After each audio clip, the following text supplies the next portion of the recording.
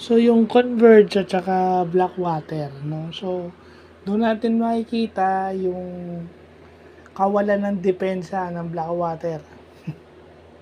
No, isipin nyo, nadedepensahan sila ng Blackwater, nadedepensahan sila ng Converge, at nakaka-convert itong Converge sa turnover nila. Pag naagawan sila ng Converge, layup na ng Converge yun. At saka kahit sinong ihugutin ng coach ng Converge, si Franco Atienza, nagdi-deliver sa offense, no? At saka ang lalaki nitong Converge, no?